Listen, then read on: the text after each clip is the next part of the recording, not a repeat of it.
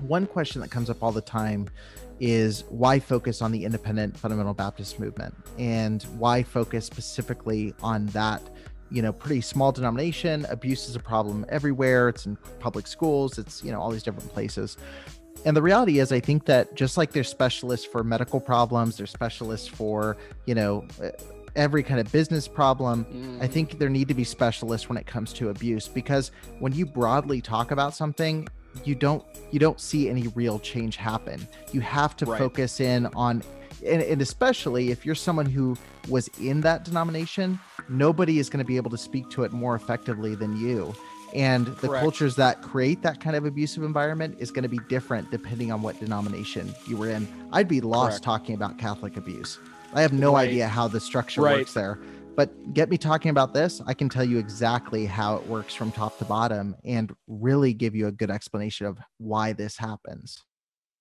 Well, and that's what's nice about having, programs like we have here with our podcast, is we can find that niche to what we're wanting to use our voice for to try to help. And I understand that completely, that you have such a inside, like, I know what I know about the Baptist church and the little, and obviously your independent Baptist is a little different than just the whole Baptist church. Just from what my dad has said, or, other friends of mine who were. But like with me, with my podcast, being the Recovery Atheist, I fit into a niche of just, I'm in recovery from alcoholism. And when it comes to AA and NA with the higher power and the God concept, a lot of us atheists who are addicted in that situation don't really flow with the whole God thing. And a lot of them fall through the cracks that way of finding a way to recover. And so I'm like, well, this is something that is not being really discussed. This is something that I think we need at least someone to say something about it and say, no, you can be sober and, not necessarily have to have a God in place to be able to do that.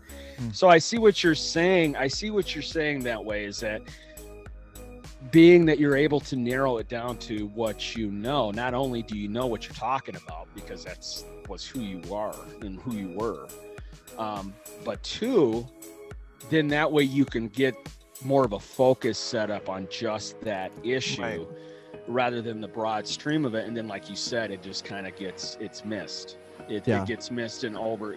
Blanket statements are so bad for that. Whether it be in society today over Black Lives Matter or, whatever it is, it seems like you use that blanket statement and something's missed. Right. Yeah. There's a phrase that one of my friends I work with often, he always says, which is aim small, miss small. And I think if you aim, specifically for a certain target, if you specifically work toward one effort, it's going to be a lot easier to see any kind of real progress, instead of speaking broadly, which I think is where most people default, is they don't want to get too niche. And I think most people do that just because it's, am I going to get as many listeners? Am I going to get as much of a reach? And, there's that kind of stuff playing into it as well. Well, and it's also with that is if you stay within a small niche, you might piss off some individuals within that niche. Oh, really? And then you've got that whole entire organization or that person or whatever it is coming after you. Rather with a blanket statement, you're kind of touching on all little areas, and it's a little harder to come after you that way. When you stand your ground and stand on whatever, format that you're wanting and whatever topic and belief that you have, it can really stick you out like a sore thumb, like a whacking stick almost. It definitely can. So what is some of the stuff, I didn't get to obviously every one of your episodes, but what are some of the stuff in the future that you're looking at doing? What are you really trying to, what is your end game when you're going through this, and what you would like to achieve when it comes to your podcast?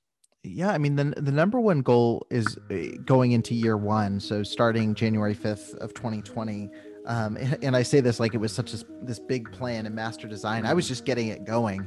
But I think my initial plan was just awareness. This is something that, has been happening for, at least as far back as the 60s and 70s, but we can trace it back further and safely say there was more of this. But mainly there was one main figure, Jack Hyles, where a lot of this started seeping out to the surface. He was kind of the godfather of this movement as we know it today. And there's a lot that needs to be exposed. So there's a lot that happened in the pre-internet age. There's a lot of stories that haven't been told. There's a lot of victims who haven't had the strength or the opportunity to come forward. And so, yeah, number one was awareness, and that's happened. I mean, there's now 115 episodes, I believe.